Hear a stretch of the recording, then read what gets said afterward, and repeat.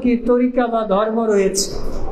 তো এই ধর্মগুলোর মধ্যে কোন দিনটা শ্রেষ্ঠ, কোন দিনের আমরা অনুসরণ করব, আর এই দিনের উপরে অটল থাকার কি কি উপায় রয়েছে, এই বিষয়গুলো সামনে রেখে সংক্ষিপ্ত আলোচনার চেষ্টা করবে ইনশাআল্লাহ।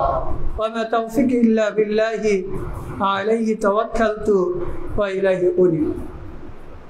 আল্লাহ রাব্বুল আলামিন মানুষকে দুনিয়াতে সৃষ্টি করেছেন তার ইবাদত করার জন্য। দুনিয়াতে আজকে আমরা এসে কেউ বা ক্যারিয়ার নিয়ে, কেউ বা চাকরির পেছনে, কেউ বা পরিবারের পেছনে ইত্যাদির পেছনে আমরা ছুটে বেড়াচ্ছি।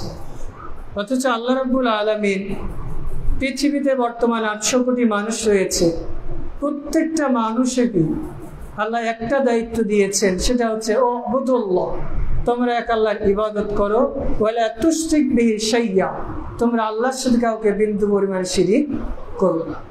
বিশেষ করে আমরা যখন রূহের জগতে ছিলাম, সূরা আরাফ 7 নম্বর সূরার 172 নম্বর আয়াতে আল্লাহ বলছেন, সারা পৃথিবীর মানুষকে আদম আলাইহিস সালামের পিঠে এইভাবে মাসে করার পর আমরা যখন পিপিলিকার মতো বের হয়েছিলাম, তখন আল্লাহ বলেছিলেন, আলাস্তু বিরাব্বিকুম, আমি কি তোমাদের রব, তোমাদের পালনকর্তা, সৃষ্টিকর্তা নয়?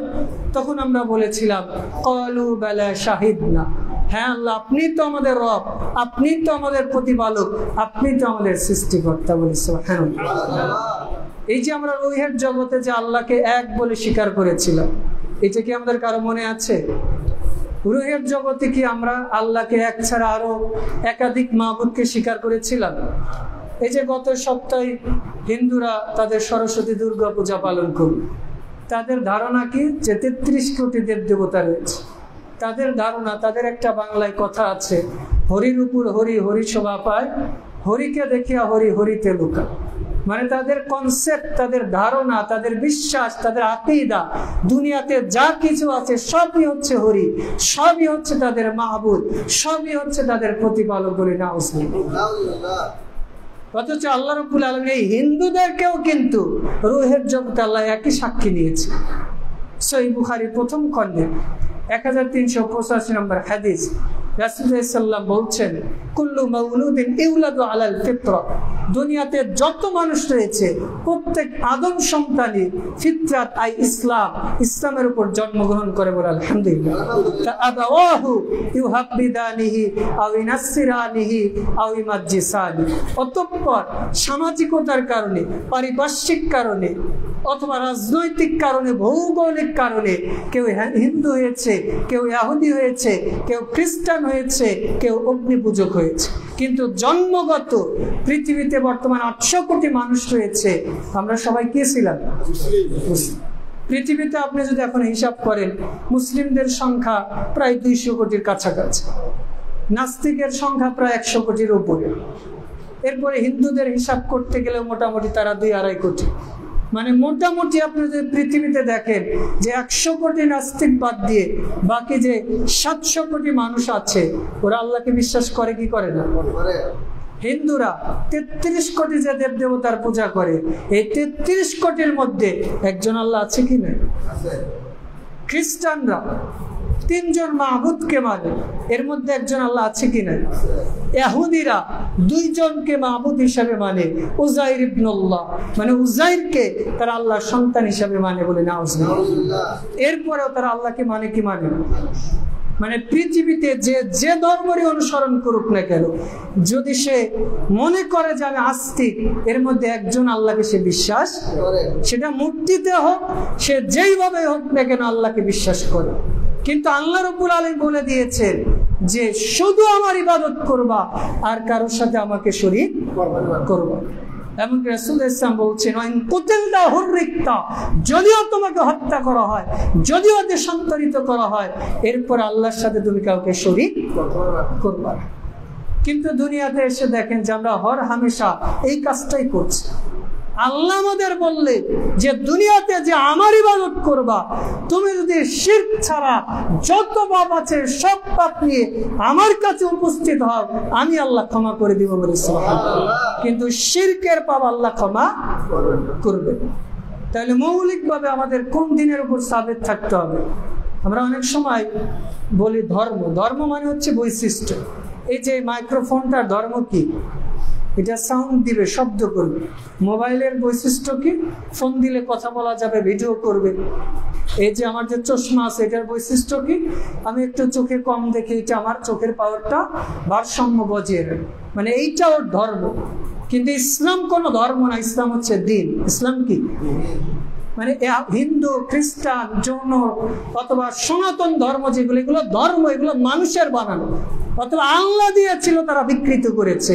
কিন্তু ইসলাম আল্লাহ এমন ভাবে দিয়েছে যার কোনো রদবদল। সূরা আল ইমরান 3 নম্বর সূরার 19 নম্বর আয়াতে আল্লাহ বলছেন, ইন্না দ্বীনা ইনদাল্লাহিল ইসলাম। আল্লাহর কাছ থেকে মনোনীত দিন কোনটা? ইসলাম। আল্লাহ আবারও বলছেন একই সূরার 85 নম্বর আয়াত, ওয়া ইয়াবতাগি গায়রাল ইসলামি দীন।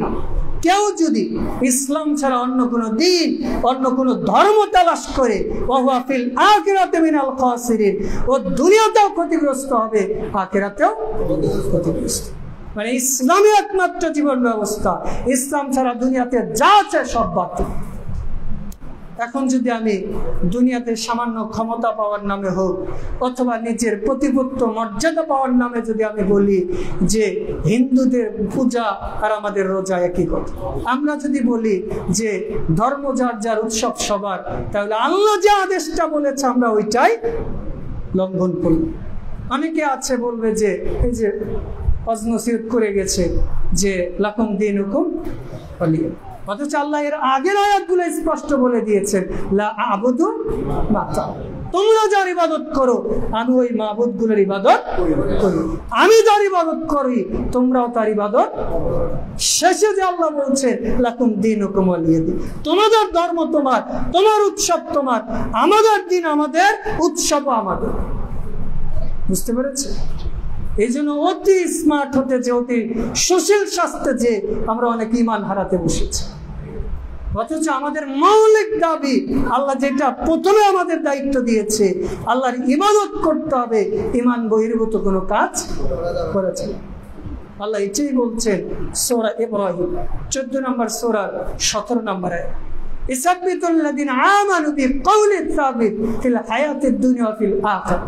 আল্লাহ বলছেন ওই সমস্ত লোকেরা যারা তাদের ঈমানের উপর সাবেত থেকেছে, অটল থেকেছে, অনড় থেকেছে, একেবারে পাহাড়ের মতো অনড়, ঈমানের ব্যাপারে বিন্দু পরিমাণ কোনো ছাড় নাই, ঈমানের ব্যাপারে বিন্দু পরিমাণ, আকীদার বিষয়ে বিন্দু পরিমাণ ছাড় দেয় নাই, ঈমানের উপর অটল থেকেছে, এ ব্যক্তি দুনিয়াতেও সম্মানিত হবে, আখিরাতে সফল কাম হবে বলে সুবহানাল্লাহ। রাসূল ইসলাম বলছেন তিরমিজির 3054 নম্বর হাদিস, ইয়াতি আলান নাসি জামান, জেনে রাখো আমার পরে এমন একটা সময় আসবে, এমন একটা যুগ আসবে, লিসাবির, এটা হচ্ছে ধৈর্যের যুগ, ফিহিম আলা দীন, এই সময় মানুষদের উচিত দিনের উপর অটল থাকা। কাবিদি আলা জামরি, মানুষেরা দিন থেকে ওইভাবে দিনটা তাকে মেনে চলা এতটাই কষ্ট হবে, হাতের উপরে একেবারে জ্বলন্ত অঙ্গার আগুন রাখা যেমন কষ্ট, তার শেষ জামানায় ঈমান রাখা এমন কষ্ট হবে। তার মানে রাসূল ইসলাম বুঝাতে চাইলেন যে শেষ জামানার যারা আমার উম্মাহ আসবে, তাদের দিনের উপর অটল থাকা, ঈমানের উপর অটল থাকা তাদের জন্য কষ্টকর হয়েছে। এবং রাসূল সাল্লাল্লাহু আলাইহি ওয়াসাল্লাম মুসনাদ আহমদের হাদিসে বলছেন যে মানুষের ঈমান এইভাবে নড়চড় হয় যেভাবে মানুষ যখন পানি ফুটাতে থাকে। আমরা যখন পানি গরম করি তখন কি উপরের পানি উপরেই থাকে নাকি উপরে নিচে নামে? তো রাসূল সাল্লাল্লাহু আলাইহি ওয়াসাল্লাম বলছে, যখন জ্বলন্ত আঙ্গারের মধ্যে পাতিলে, গরম পাতিলে পানি রাখা হয়, পানিটা যেরকম টকবক করে ফুটতে থাকে, ঠিক মানুষের ঈমানও সকাল সন্ধ্যায় এইভাবে পরিবর্তন হবে। মানে সকালেও ঈমানদার থাকবে, সন্ধ্যা ঈমান হারা হয়ে যাবে, সন্ধ্যা ঈমান ছিল, ঘুম থেকে উঠে ঈমান হারা হয়ে যাবে। এবং রাসূল সাল্লাল্লাহু আলাইহি ওয়াসাল্লাম বলছেন, তাবারানী কাবির 10413 নম্বর হাদিস, ইন্না মিন ওয়ারাইকুমুজ জামানা সাফর, জেনে রাখো আমার উপরে এমন একটা যুগ আসবে, এমন একটা সময় আসবে, সেটা হচ্ছে ধৈর্যের যুগ। লিমুতামাসসিক ফিহি আজরি 50 শাহিদা। এই যুগের মানুষেরা যদি আমার একটা সুন্নাহকে মেনে চলে, আমার একটা দ্বীনকে মেনে চলে, দ্বীনের বিধান যেটা সমাজে চলে না, দেশে চলে না, রাষ্ট্রে চলে না, মানুষকে যদি বলা হয় যে এই আমলটা করেন, তখন মানুষ বলে বাপদাদা এটা করে না, তুমি আবার কি নিয়ে এসেছো? বাপদাদা যা করেছে আমরাও তাও করব, বাপদাদাকে সারা জীবন ভুল করেছে, এরকম কথা মানুষ বলে না? এখনো বলে। কি বলে? রাসূল সাল্লাল্লাহু আলাইহি ওয়াসাল্লাম এটাই বলছেন কোরআনে। যখন ইব্রাহিম আলাইহিস সালাম তার কওমের লোকদের দাওয়াত দিয়েছিলেন, তখন তারা উল্টা বলছেন কদ আবানা কাযালিকা ফাআলু। আর ইব্রাহিম বলো কি, আমরা নিজের হাতে তৈরি করা 360টা দেবদেবতার পূজা করতাম, এর মধ্যে প্রধান হচ্ছে লাত, উজ্জা, মানাত। অন্তত এই 4টা দেবতার পূজা করতে তো বলবা, আর তুমি বলে এক আল্লাহর ইবাদত করতে হবে। এইবার বলছে যে আমাদের বাপ-দাদাকে আমরা যা পেয়েছি আমরা তাই করি। আবার রাসূল সাল্লাল্লাহু আলাইহি ওয়াসাল্লাম যখন দাওয়াত দিচ্ছেন, তখন একই কথা, যারে মুহাম্মদ বলে সাল্লাল্লাহু আলাইহি ওয়াসাল্লাম যে আমরা বাপ দাদারকে সারা জীবন ভুল করেছে নাকি আমরা ওই নিজের হাতে তৈরি করা যে প্রতিমা রয়েছে এগুলোর পূজা করি। অথচ রাসূল সাল্লাল্লাহু আলাইহি ওয়াসাল্লাম দাওয়াত দিয়েছিলেন যে তোমরা এক আল্লাহর ইবাদত করো, তাহলে তুফলিহুন, সফল কাম হয়ে যাবে বলে সুবহানাল্লাহ। রাসূল সাল্লাল্লাহু আলাইহি ওয়াসাল্লাম একদিন কাবার লোকদেরকে ডেকেছে। ডাকার পরে তখন সতর্ক সংকেত, যেরকম ট্রেন গাড়ি যদি চলে, সামনে লাল নিশান উড়ালে কি হয়? স্টপ করে দেয়, বন্ধ করে দেয়। তো রাসূল সাল্লাল্লাহু আলাইহি ওয়াসাল্লাম পাহাড়ের উপর ডেকে এরকম একটা সংকেত দিয়েছে। সব আরবের লোক চলে এসেছে। আসার পরে বলছেন যে আমি যদি বলি যে পাহাড়ের পাদদেশে শত্রু অপেক্ষা করছে, যে কোনো সময় আমাদের উপর হামলা করবে, তোমরা কি বিশ্বাস করবে? তখন আরবের কাফের মুশরিক সবাই এক বাক্যে বলছে যে আজকের আগ পর্যন্ত তুমি তো কোনো মিথ্যা কথা বলো না, তার মানে তুমি যদি বলো আমরা বিশ্বাস করবো বলে। আলহামদুলিল্লাহ। চিন্তা করা যায় যে সমস্ত কাফের মুশরিক পর্যন্ত রাসূল ইসলামের চরিত্রের ব্যাপারে, তার কথার ব্যাপারে সার্টিফিকেট দিচ্ছে যে আপনি আজকে আগ পর্যন্ত মিথ্যা বলেননি, অতএব আপনি যদি বলেন আমরা বিশ্বাস করব। আর আমরা মুসলমান হয়েছি সকাল সন্ধ্যায় হর হামেশা মিথ্যা, মানে আমাদের ঘুম থেকে উঠে মিথ্যা বলে, আবার যখন ঘুমাচ্ছি স্বপ্নেও আমরা মিথ্যা কিছু দেখতে থাকি। কারণ আমি ফোন দিয়েছে আমাকে, আমি দোকানদার, বলছে এই মালটা আপনার দোকানে আছে, অথচ ওই দোকানটা আমার, মানে ওই মালটা আমার দোকানে অ্যাভেলেবেল নেই। আমি বলছি হ্যাঁ ভাই অ্যাভেলেবেল আছে, যে মিথ্যা বলবো। আবার সকালবেলা ফোন দিয়েছে যে ভাই আমি সকাল 10টায় আসবো, দোকানে আসছেন, বলছে যে হ্যাঁ মাল আছে, অথচ ওর দোকানে এখনো মালপত্র নিয়ে আসে। অনেকে আছে, বিশেষ করে ব্যবসায়ীদের একটা মাসআলা, আমরা অনেক সময় কি করি যে মানুষের কাছ থেকে টাকা নিই, কিন্তু ওই পণ্যটা আমার কাছে নেই, আমার হস্তগত নেই, আমি ওইটা বিক্রি করে দিচ্ছি। এটা জায়েজ না। যে আপনি একটা জিনিস বিক্রি করলেন, যে মোবাইল, এই মোবাইলটা আপনার মার্কেটে নাই, মার্কেট আউট হয়ে গেছে, কিন্তু টাকা নিলেন, এটা আসলে শরীয়ত সম্মত না। আপনার কাছে যদি পরিপূর্ণ থাকে, পরিপূর্ণ মালিকানা থাকে, অথবা এমন হয়েছে আমার পাশের দোকান রাকিবুল ভাইয়ের দোকান, তো আমি 5 থেকে নিয়ে আসতে পারবো, হয়তো কেনা দাম 100 টাকা, আমি আপনার কাছ থেকে 120 টাকা নিলাম, যে ঠিক আছে আমি নিয়ে এসি, এইটা জায়েজ। কিন্তু আমরা এই যে অনলাইনে অনেকে ব্যবসার নামে ধোঁকাবাজি করি, এটা জায়েজ, এই বিষয়টা খেয়াল রাখবেন। তো যাই হোক, রাসূল ইসলাম যখন বললেন, ওরা বলছে যে আপনাকে আমরা বিশ্বাস করি। তখন রাসূল ইসলাম বলছেন যে কুলু লা ইলাহা ইল্লাল্লাহ তুফলিহুন, তোমরা বলো যে লা ইলাহা ইল্লাল্লাহ, আল্লাহ ছাড়া হক কোনো মাবুদ নেই, এই বাক্য যদি বলো তোমরা সফল কাম হয়ে যাবে। এইবার দেখেন তারা পুরো দিকবাজি দিল, দিয়ে তারা বলছে আরে মুহাম্মদ পাগল হয়ে গেছে, মুহাম্মাদের কথা মানা যাবে না। একটু আগে কি বললো যে সত্যবাদী, আর এখন কি বললো রাসূল পাগল হয়ে গেছে, মিথ্যা বলছে। তো এই যে রাসূল ইসলাম হকের দাওয়াত দিয়েছিলেন, বিশেষ করে আমরা অনেকে আছি যে আমাদের সুবিধা মতো আমরা দিন মানি, যতটুকু আমার ভালো লাগে ততটুকু মানি, যতটুকু ভালো লাগে না ততটুকু মানি। অথচ আল্লাহ রাব্বুল আলামিন সূরা বাকারা 2 নম্বর সূরা 208 নম্বর আয়াতে বলছেন ইয়া আইয়ুহাল্লাযীনা আমানু উদখুলু ফিস সিলমি কাফা, হে ঈমানদাররা, তোমরা ইসলামের মধ্যে পরিপূর্ণ প্রবেশ করো। শুধু তোমরা সালাত সিয়ামের মধ্যে ইসলামকে রেখো না, তোমাদের রাষ্ট্রীয় ক্ষেত্রে, ধর্মীয় ক্ষেত্রে, পারিবারিক ক্ষেত্রে, অর্থনৈতিক ক্ষেত্রে, বৈশ্বিক ক্ষেত্রে, সকল ক্ষেত্রে ইসলামের বিধান মেনে চলার চেষ্টা করতে হবে ইনশাআল্লাহ। আচ্ছা, ইসলাম কি এমন শুধু মসজিদ মাদ্রাসার মধ্যে সীমাবদ্ধ? ইসলামের রাষ্ট্রনীতি, ব্যবসা নীতি, যুদ্ধনীতি ইত্যাদি এগুলো আছে কি না?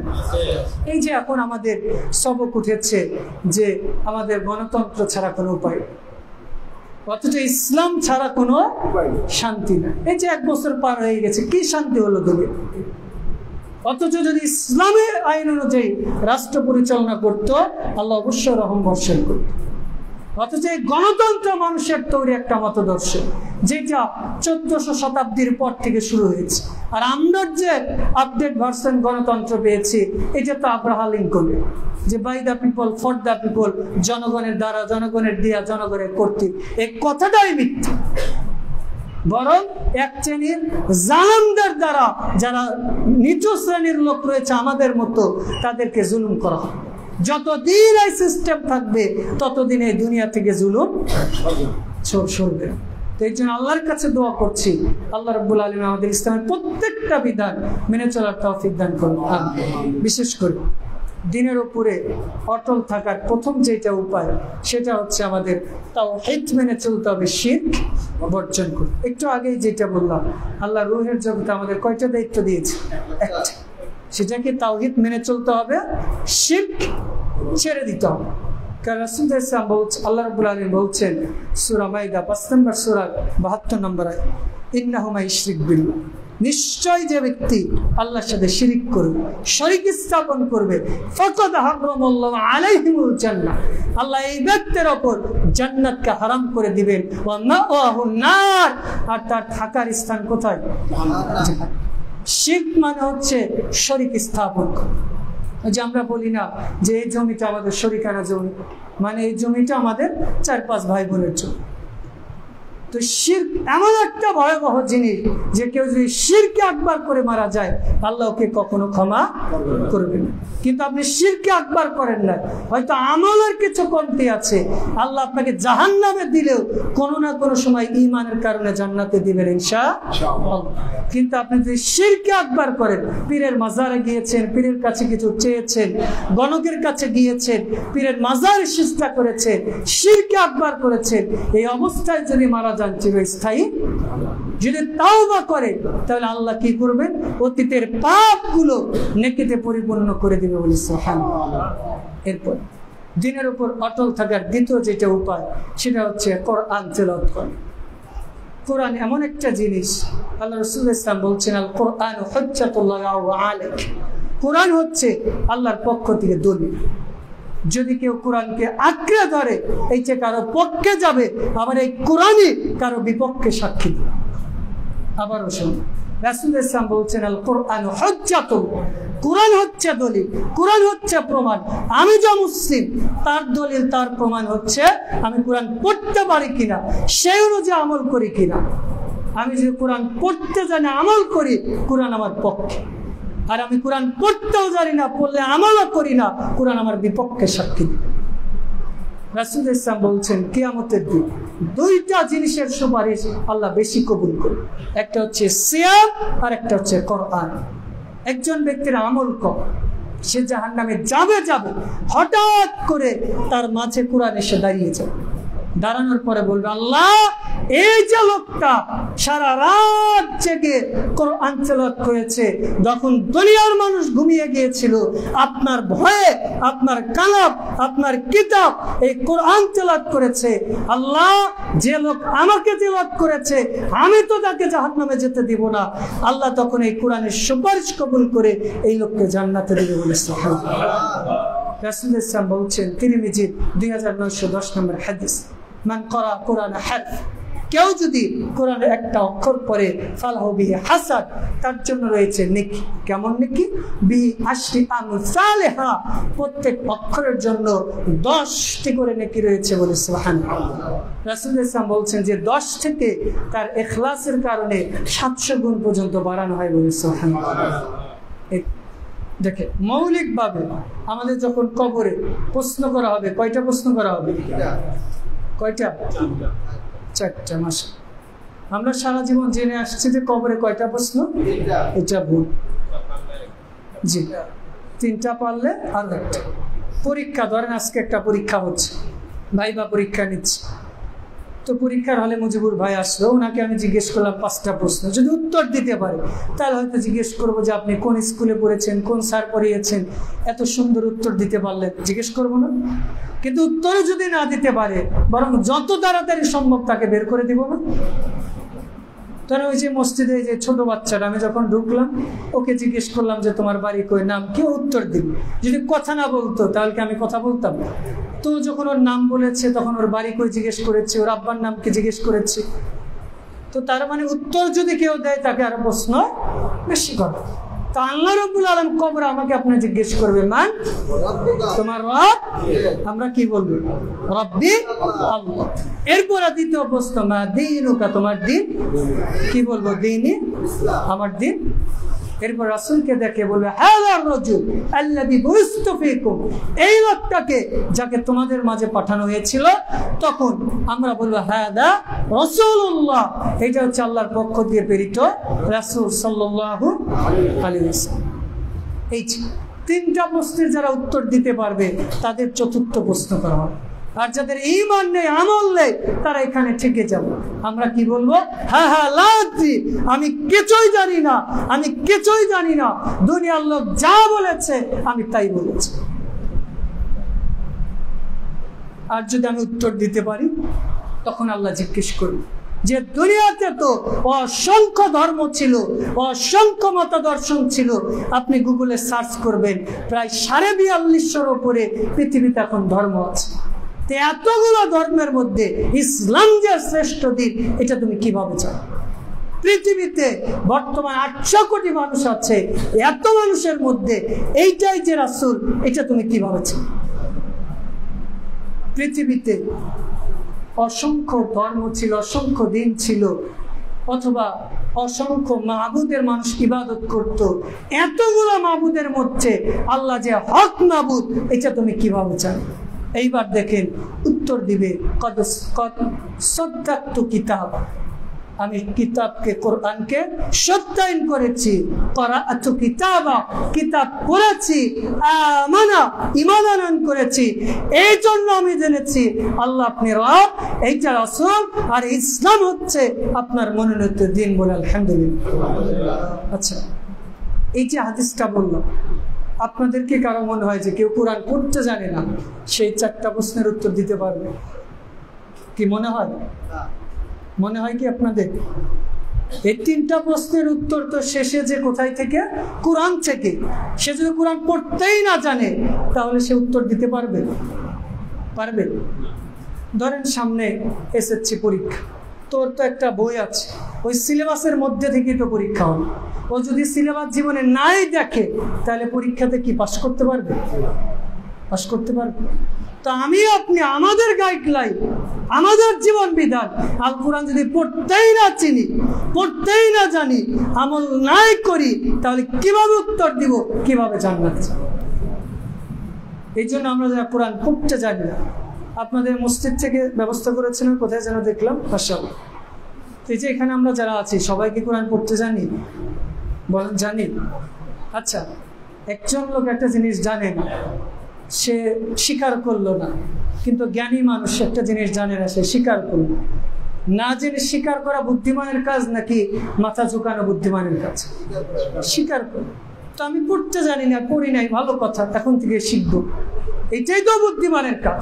যদি আপনি আজকে থেকে চেষ্টা করেন, যদি শিখতেও না পারেন, কষ্ট যদি হয়, রাসূল ইসলাম বলছেন তিরমিজির 2646 নম্বর হাদিস, মান সালাকা তরিকান ইলতামিসু ফিহি ইলমান সাহালাল্লাহু লাহু তরিকান ইলাল জান্নাহ, যে ব্যক্তি কোরআন শেখার রাস্তায় চলে, কোরআন শেখার চেষ্টা করে, আল্লাহ তার জান্নাতের রাস্তা সহজ করে দেয়। বলে সুবহানাল্লাহ।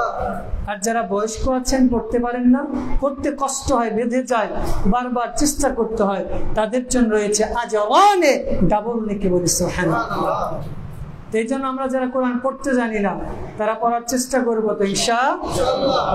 এরপর দ্বীনের উপর অটল থাকার অন্যতম উপায় হচ্ছে দিনদার বন্ধু, আলেম অথবা আল্লাহওয়ালা বন্ধুর সহবতে থাকে। কারণ রাসূল ইসলাম বলছেন, লা তুসাহিব ইল্লাল মুমিন ওয়া লা তুআমাকা ইল্লা তাকিয়্যিন, তোমরা মুমিন ঈমানদার ছাড়া অন্য কাউকে অন্তরঙ্গ বন্ধু হিসেবে গ্রহণ করো। কারণ রাসূল ইসলাম বলছেন যে সৎসঙ্গের উদাহরণ হচ্ছে আতরওয়ালার মতো, আর খারাপ বন্ধুর উদাহরণ হচ্ছে হাফরওয়ালার মতো। তো বন্ধু যদি ভালো হয়, সে যদি আপনাকে ভালো কিছু উপদেশ নাও দেয়, তার সাথে থাকলে আপনি ভালো কিছু শিখবেন, যদি নাও শিখে অন্তত পাপ কাজ করবেন। আর রাসূল ইসলাম বলছেন, দুনিয়াতে যার সাথে যার বন্ধুত্ব, হাসরও হবে তার সাথে। আপনি যার সাথে বন্ধুত্ব করছেন, যাকে আপনি মহাব্বত করেন, যাকে আপনি ভালোবাসেন, কিয়ামতের দিন সে আপনার সাথেই থাকবে। আপনি যদি একজন মুশরিককে, একজন বেনামাজি, যে সালাত পড়ে না, যে হালাল হারাম মেনে চলে না, অথবা যে মেয়েটা বেপর্দা হয়ে চলে, তাদের সাথে যদি চলাফেরা করেন, কিয়ামতের দিন তাদের সাথে উঠতে হবে। আপনার বন্ধুত্ব যদি হয় কোনো নায়ক নায়িকার সাথে, কোনো হিরো হিরোইনের সাথে, অথবা কোনো খেলোয়াড়ের সাথে, কিয়ামতের মাঠে আপনি তার সাথে উঠবেন। আর আলেমের সাথে যদি বন্ধুত্ব হয়, রাসূল ইসলাম বলছেন যে তুমি আলেম হও, যদি হতে না পারো অন্তত আলেমকে ভালোবাসো।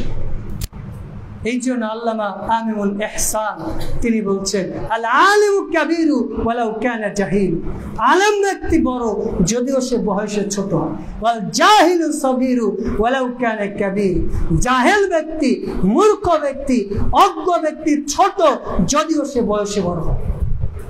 একজন লোকের বয়স 100, তার মধ্যে দিনের জ্ঞান নাই, সালাত পড়ে না, হালাল হারাম বেছে চলে না। আর একজন ছেলে বয়স হয়তো 5-7 বছর অথবা 10 বছর, সে কোরআন পড়তে জানে, ইমামতি করে, তাহলে আসলেই বড় কে? ওই ছোট্ট ছেলেটা বড় নাকি ওই 100 বছরের লোকটা বড়? আমাদের কাছে হিসাবে ক্যালকুলেটরে মনে হচ্ছে ওর বয়স বেশি, ও বিদায় বড়, কিন্তু ইসলাম বলে যার জ্ঞান বেশি, জ্ঞান বলতে জ্ঞান এবং আমল, এই দুইটা অনুযায়ী যে চলে, তার মর্যাদা আল্লাহর কাছে সবচেয়ে বেশি। দুনিয়ার মানুষ তাকে মূল্যায়ন করুক অথবা না করুক, দুনিয়ার লোক তাকে সম্মান করুক অথবা না করুক। তো এই জন্য আমাদের উচিত যে সৎসঙ্গী যারা রয়েছে, দিনদার যারা রয়েছে, তাদের সহবতে থাকা। আল্লাহ আমাদের তৌফিক দান করুন, আল্লাহুম্মা। এরপর দিনের উপর অটল থাকার অন্যতম উপায় হচ্ছে ইত্তেবায়ে রাসূল সাল্লাল্লাহু আলাইহি ওয়াসাল্লাম, রাসূল সাল্লাল্লাহু আলাইহি ইত্তেবা বা অনুসরণ করা। আপনি একেবারে ঘুম থেকে ওঠা থেকে শুরু করে আবার ঘুমানো পর্যন্ত, আমার পায়ের পাতা থেকে শুরু করে মাথার চুল পর্যন্ত প্রত্যেকটা কাজ রাসূলের ইত্তেবা বা অনুসরণ করতে হবে। আপনি যখন ঘুমিয়ে গেছেন, রাসূলের সুন্নাহ অনুযায়ী ঘুমাতে হবে। আপনি আবার যখন ঘুম থেকে উঠবেন, রাসূলের সুন্নাহ মোতাবেক দোয়া বলে উঠতে হবে।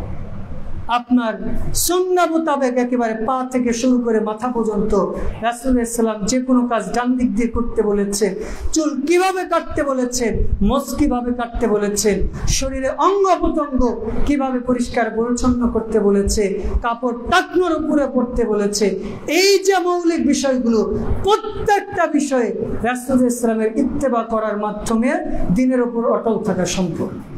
কারণ আল্লাহ রাব্বুল আলামিন বলছেন সূরা হাশর 59 নম্বর সূরা 7 নম্বর আয়াত, ওয়া মা আতাকুমুর রাসূলু ফাখুযুহু, তোমাদের রাসূল যা দিয়েছে তা গ্রহণ করো, ওয়া মা নাহাকুম আনহু ফান্তাহু, রাসূল যা থেকে নিষেধ করেছে তা থেকে দূরে থাকো। এই জন্য আমাদের ধর্মীয় ক্ষেত্রে, দিনের ক্ষেত্রে, অথবা পারিবারিক ক্ষেত্রে, রাজনৈতিক ক্ষেত্রে, প্রত্যেকটা ক্ষেত্রে রাসূল সাল্লাল্লাহু যে বিধান যেইভাবে দিয়েছে ঠিক সেইভাবে আমাদের অনুসরণ এবং অনুকরণ করার চেষ্টা করতে হবে। আল্লাহ আমাদের সেই তৌফিক দান করুন। এরপর দিনের ওপর অটল থাকার অন্যতম উপায় হচ্ছে সালাত যথাযথ জামাতের সাথে আদায় করতে হবে।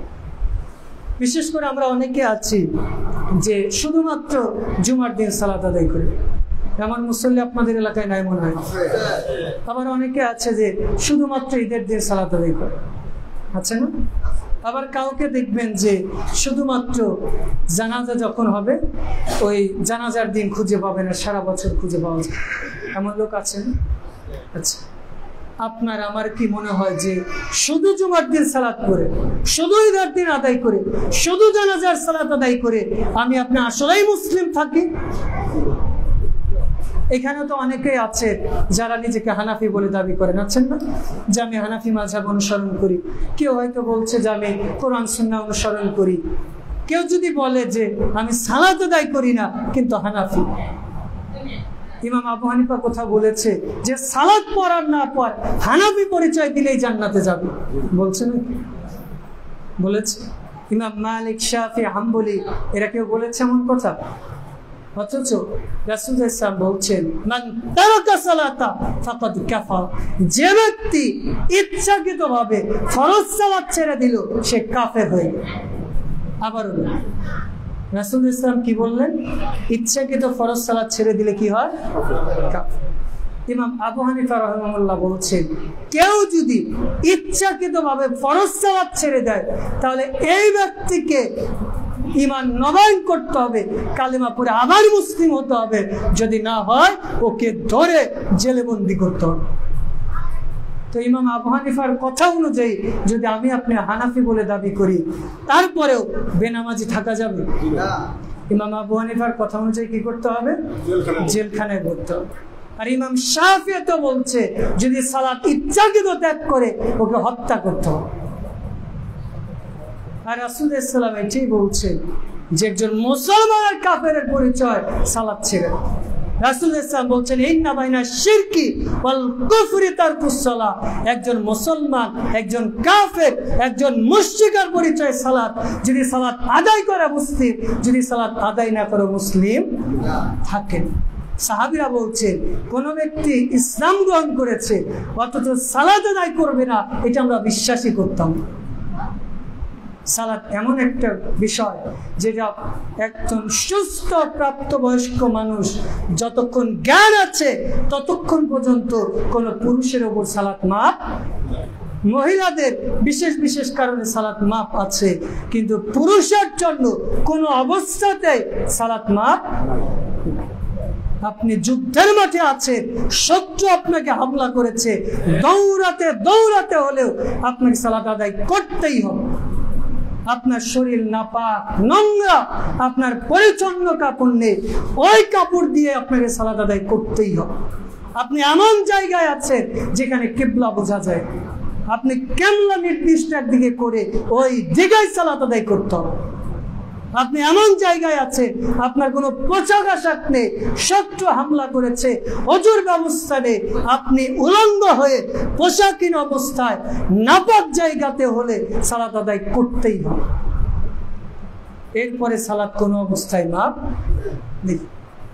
আচ্ছা, এই যে আমরা এখানে যারা আছি, তাহলে আমরা আগামী জুমা থেকে শুধু জুমাবার আসলেই তো হয়ে যাবে, শুধু মসজিদে যারা দায়িত্বশীল আর খতিব ইমামেরা সালাত পড়লে হয়ে যাবে, হবে না? নাকি আমাকে আপনাকে নিয়মিত সালাত আদায় করতে হবে? এই যে আজকে যতগুলো মুসল্লি হয়েছে, আসরের রাত থেকে এর চেয়ে বেশি হবে না কম হবে? তার আসরের সময় হয়তো এখানকার ধরলাম 100 জন মুসল্লি দূর থেকে এসেছে, এই আজান তো অন্তত 500 জন মানুষের কানে যাচ্ছে। তাহলে কি পরের রক্তে আমরা সবাই মাজুর, অসুস্থ হয়ে যাচ্ছি, নাকি এলাকা থেকে আমরা হিজরত করে অন্য কোথাও চলে যাচ্ছি? এটা হাসার বিষয় না। নিজেই নিজেকে প্রশ্ন করে যে আমরা কেমন মুসলমান। মুয়াজ্জিন বলছে হাইয়া আলাস সালাহ, এটা আল্লাহর কথা, এটা মুয়াজ্জিনের কথা না। আল্লাহ বলছে বান্দা সালাতের দিকে আসো, কল্যাণের দিকে আসো, অথচ আমি আপনি মুসলমান দাবি করছি, সালাত আদায় করছি। এই জন্য আজকে থেকে আপনাদের প্রতি আমার নসিহা যে আমরা আসর থেকে নিয়মিত সালাত আদায় করবো তো ইনশাআল্লাহ। তো আল্লাহকে বলি যে আল্লাহ আজকে থেকে জুমা থেকে আমরা নিয়মিত 5 ওয়াক্ত সালাত আদায় করবো ইনশাআল্লাহ। আল্লাহ তৌফিক দান করুন, সকলে বলে আমিন। আচ্ছা, এই কথাটা কি ইমান থেকে বললেন নাকি শুধু হুজুগে বাঙালি হয়ে বললেন? ইমান থেকেই বলতে হবে। আপনি চেষ্টা করেন, যদি চেষ্টা করেন, আপনার 20 বছর 50 বছর সালাত আদায় করেন নাই, আপনি ইসলামের হালাল হারাম বেছে চলেন না, মেনে চলেন, আজকে তাওবা করেছেন, ইসলামে ফিরে এসেছেন, আল্লাহর কথা অনুযায়ী সূরা ফুরকান 25 নম্বর সূরার 70 নম্বর আয়াত, ইল্লা মান তাবা ওয়া আমানা, কেউ পাপ করেছে, ঈমান এনেছে, তাওবা করেছে, আল্লাহ অতীতের সব পাপ নেকিতে পরিপূর্ণ করে দিবে বলে সুবহানাল্লাহ। আল্লাহ আমাদের 5 ওয়াক্ত জামাতের সাথে সালাত আদায় করার তৌফিক দান করুন। এরপরে দিনের উপর অটল থাকার অন্যতম উপায় হচ্ছে আল্লাহর কাছে বেশি বেশি দোয়া করা। কারণ রাসূলুল্লাহ সাল্লাল্লাহু আলাইহি ওয়াসাল্লাম বলছেন, তিরমিজি মিশকাতে 223 নম্বর হাদিস, আদ-দুআউ হুয়াল ইবাদা, দোয়াই হচ্ছে ইবাদত। এমনকি অন্য হাদিসে বলছেন, মুখ খুলে ইবাদত, ঈমানের মানে ইবাদতের যত কিছু রয়েছে তার সার নির্যাস, তার মূল হচ্ছে দোয়া। আপনি যদি ইসলামের দোয়াগুলো বাদ দেন, ইসলাম বলতে কিছু থাকবে? এই যে সালাতে এসেছেন, আজান দিয়েছে, এটা দোয়া না? বাড়ি থেকে বের হয়েছেন, বিসমিল্লাহি তাওয়াক্কালতু বলে, এটা দোয়া না? মসজিদে ঢুকেছেন, এটা দোয়া না? ওযু করেছেন, বিসমিল্লাহ বলে, এটা দোয়া না? সালাত শুরু করবেন, খুতবা দিচ্ছি, এগুলো দোয়া না?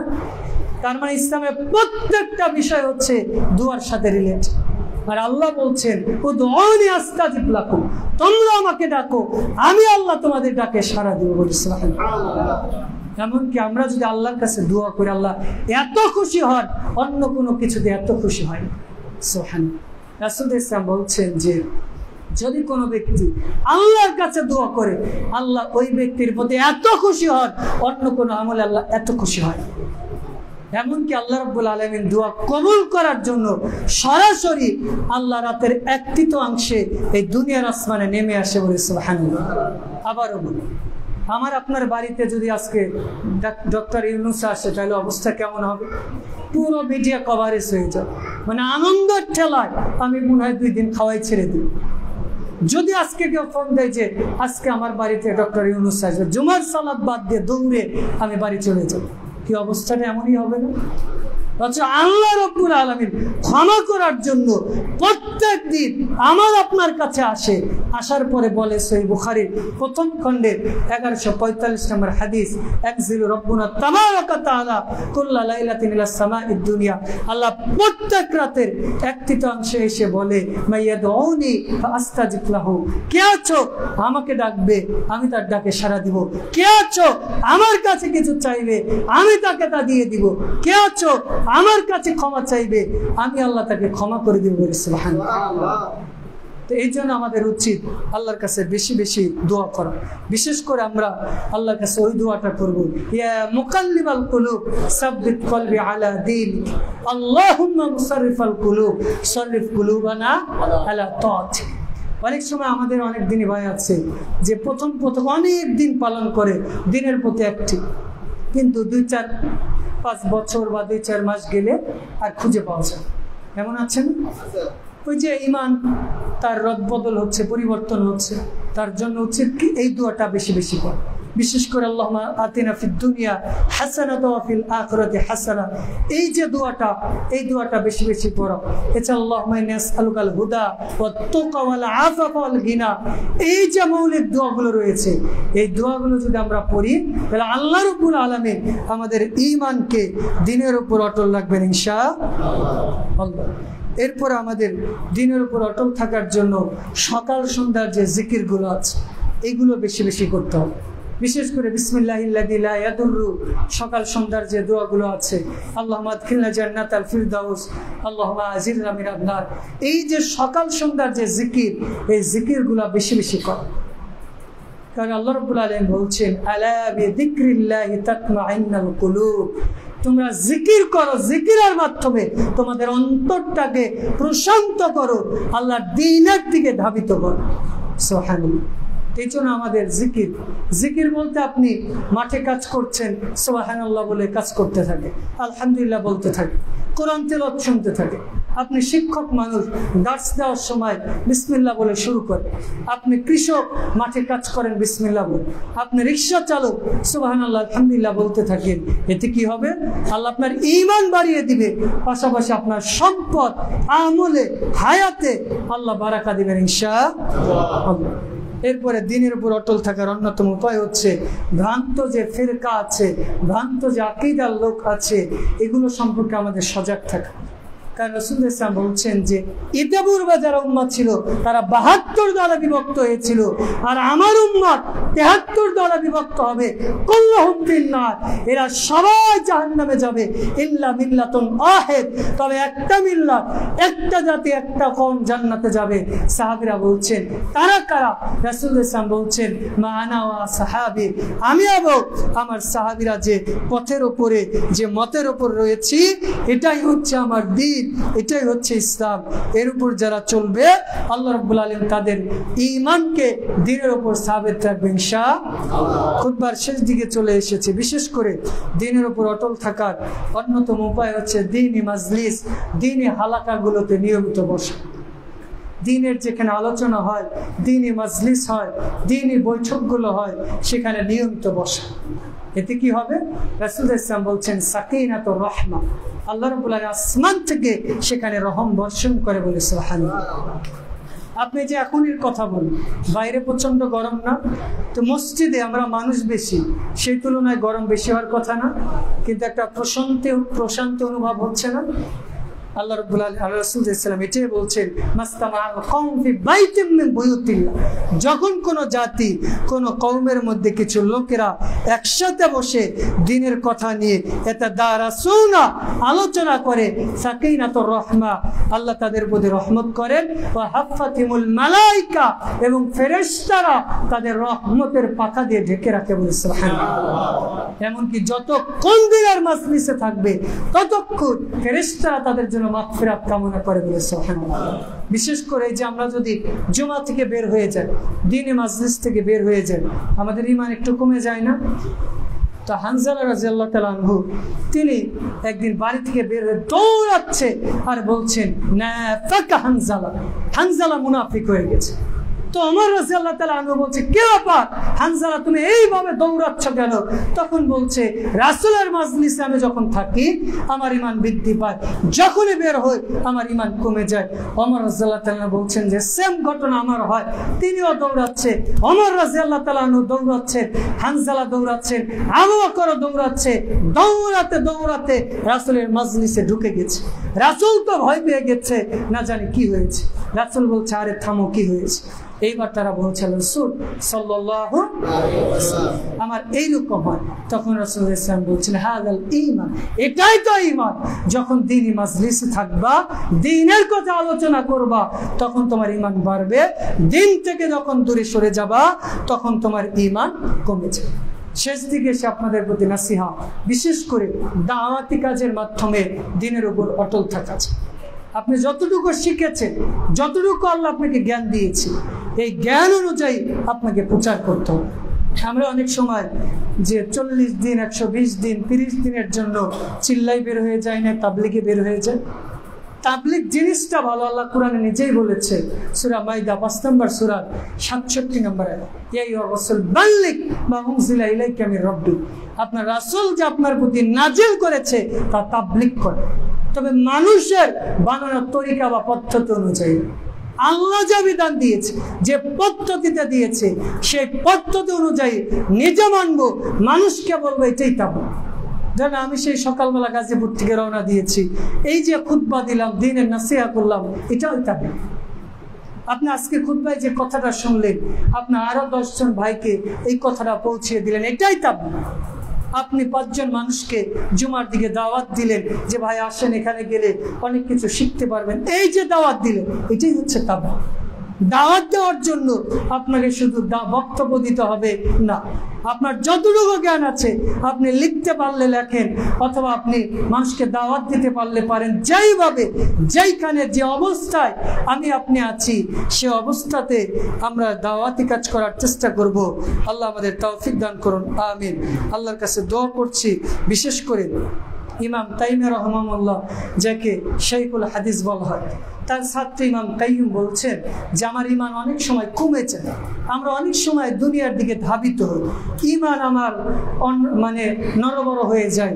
তখন আমরা কি করতাম, আমাদের ওস্তাদ ইমাম তাইমিয়া রাহিমাহুল্লাহর কাছে যেতাম, তার চেহারার দিকে তাকিয়ে থাকতাম, তিনি যে নাসিহা দিতেন সেই নাসিহাগুলো শুনতাম। শোনার পর আমাদের ইমান এইভাবে জাগ্রত হতো যেইভাবে বৃষ্টির পানি পেলে একটা গাছ সজীব হয়ে যায়।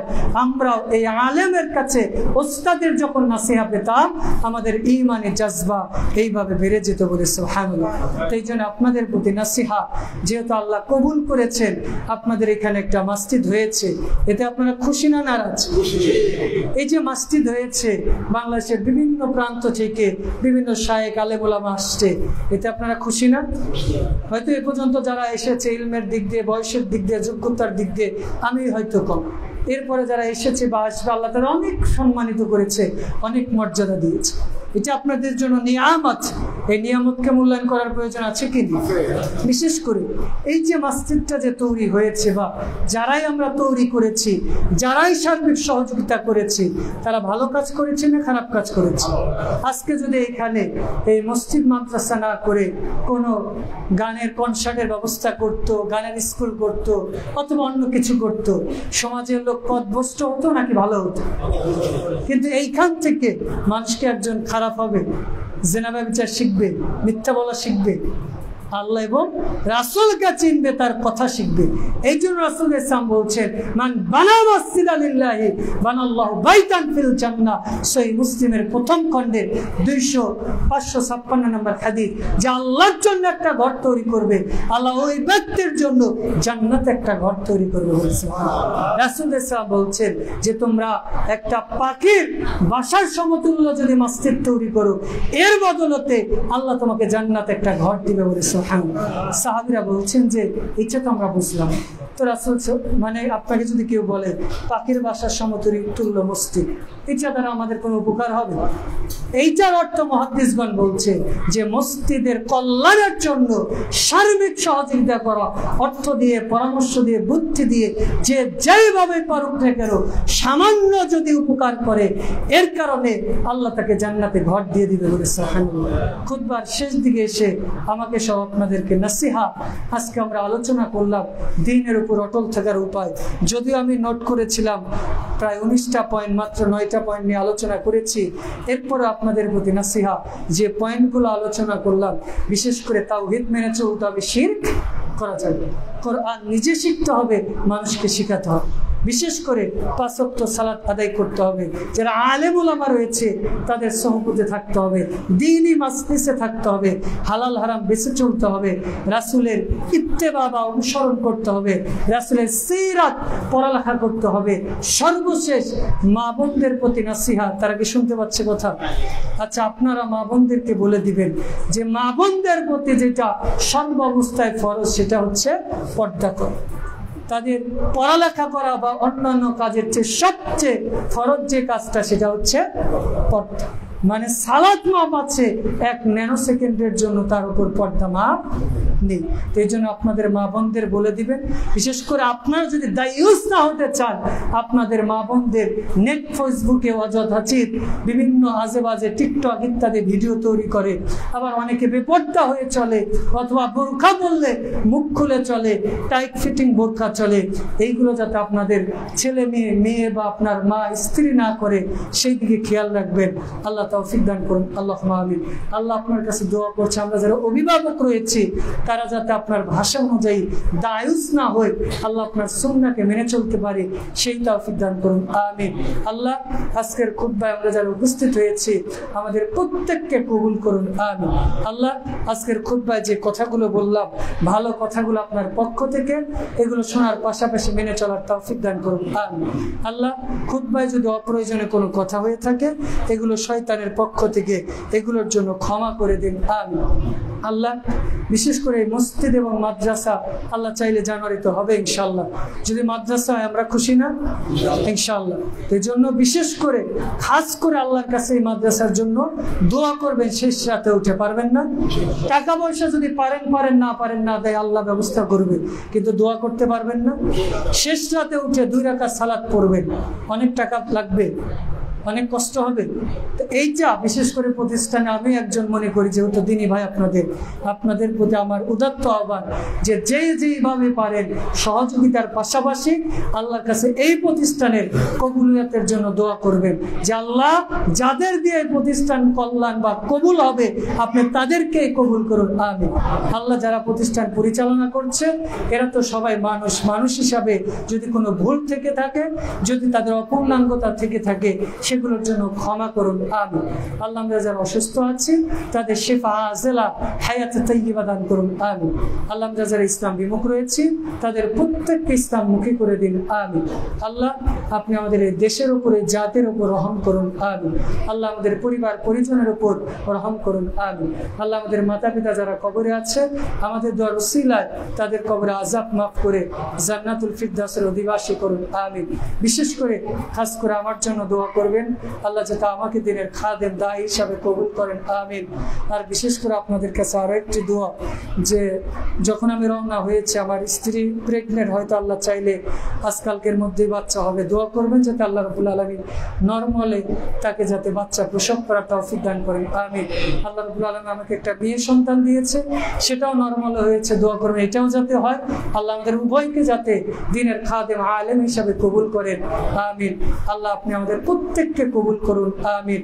আল্লাহ, বিশেষ করে ফিলিস্তিন সহ যেখানে মুসলিমরা নির্যাতিত হচ্ছে আল্লাহ আপনি তাদের প্রতি রহম করুন। আমিন। বারাকাল্লাহু লানা ওয়া লাকুম ফিল কুরআনিল আযীম ওয়া নাফা'না ওয়া ইয়াকুম বিল আয়াতি ওয়া যিকরিল হাকীম।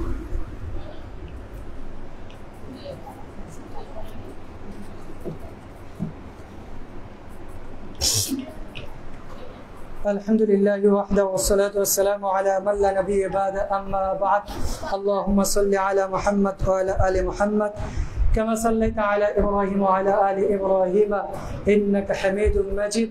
اللهم بارك على محمد وعلى آل محمد كما باركت على إبراهيم وعلى آل إبراهيم إنك حميد مجيد. اللهم إنك عفو تحب العفو فاعف عنا.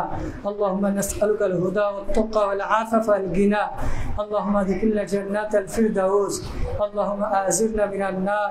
اللهم احفظ فلسطين. اللهم احفظ المسجد الأقصى. اللهم احفظ غزة. اللهم احفظ بنغلاديش. اللهم احفظ بنغلاديش. اللهم احفظ بنغلاديش. اللهم لعن الكفر الفجر المشركين. ربنا آتنا في الدنيا حسنة وفي الآخرة حسنة وقنا عذاب النار. اللهم ادخلنا جنات الفردوس.